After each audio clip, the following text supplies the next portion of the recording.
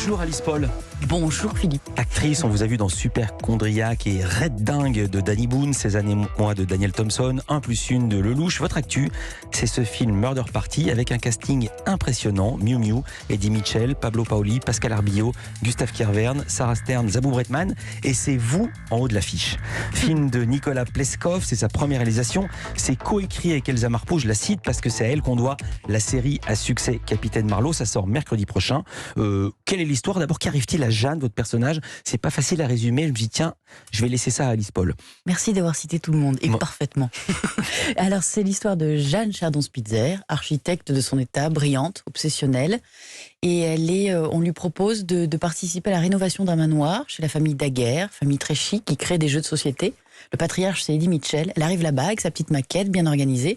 Et le patriarche meurt au milieu de ce manoir, au milieu de cette famille très névrotique. Et à partir de là, elle doit chercher le meurtrier. Il a été assassiné. Et elle ne peut pas sortir du manoir tant qu'elle ne sait pas qui a tué le patriarche. Parce qu'il faut dire que c'est quelque chose de totalement étrange et baroque et barré. C'est pas une enquête policière. Il n'y a pas Colombo qui va débarquer. On écoute la bande-annonce. Théo Daguerre, bonjour. Cet appel d'offres, vous a pas trop effrayé? Pas du tout. Pourquoi? Quand même. Le leader mondial du jeu de société qui veut rénover son vieux manoir pour en faire un lieu dédié au plaisir du jeu, ça ne doit pas vous arriver tous les jours dans votre agence, je me trompe? Bienvenue dans le manoir Daguerre. César Daguerre, enchanté. Vous avez 5 chances sur 6. Vous gagnez, vous avez l'appel d'offres. Vous fichez moi, là. C'est de l'humour. Bon, c'est de l'humour de papa, mais c'est de l'humour. Il est mort. Je viens de tuer César. Et je suis parmi vous. Si tu ne me démasques pas, tu meurs. Liste des suspects. Théo, Salomé, Théo, Léla, Armand, Hercule. Vous devrez jouer à 3 jeux. Amusez-vous bien. Rien qu'au son, on comprend que c'est totalement barré. Le film serait une sorte de Cluedo dans un Cluedo, impossible à dater. Vous prenez le car, c'est un autocar à l'ancienne, mais vous avez un téléphone portable, mais lui-même, il a la typo des années 50, le téléphone portable. Univers fantaisiste, on pense un peu au film 8 femmes de François Ozon parce que c'est un huis clos. Oui. Le château est fantastique, presque onirique. À l'image, il est très spectaculaire. Vous avez tourné dans un vrai château?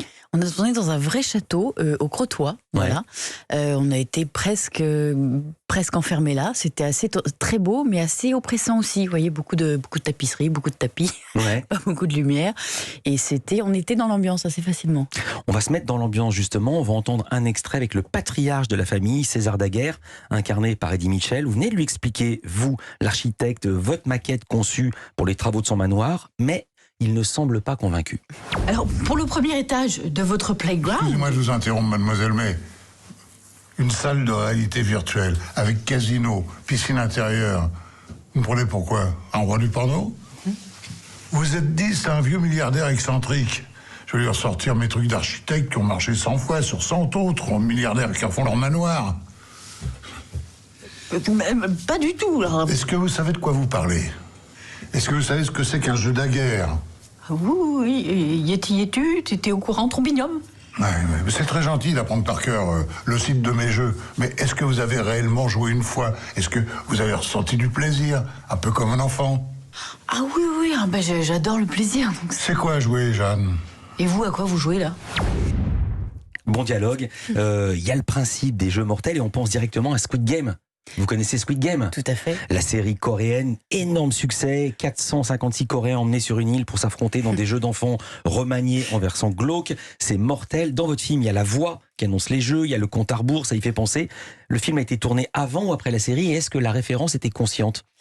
Alors, je ne sais pas parce que ça, je ne l'ai pas. On n'en a jamais parlé avec Nicolas Pleskov. Pourtant, donc c'était inconscient alors. Donc si vous en parle pas, c'est que... Je pense que c'est inconscient. Mais il va me le dire juste après, il est en train d'écouter, il va m'envoyer un texto et m'expliquer. Il y a plein de références, il y a une allusion à Bansky. Oui. Bansky ou Banksy, je sais jamais. Banksy. Racontez qui est Banksy, l'artiste. Alors je sais même pas. Alors je veux dire, c'est le portrait d'Eddie Mitchell qui se désagrège, qui devient pas des confettis mais des petites bandelettes, et c'est l'œuvre de Banksy. Exactement, et je sais pas exactement à quel.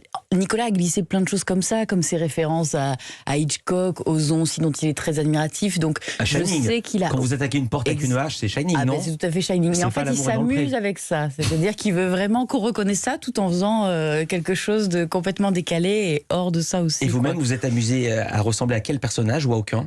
Alors, moi, Vos références, c'était lesquelles? il m'avait parlé d'Audrey Hepburn, notamment sur le look, et parce qu'il trouvait que je pouvais éventuellement lui ressembler.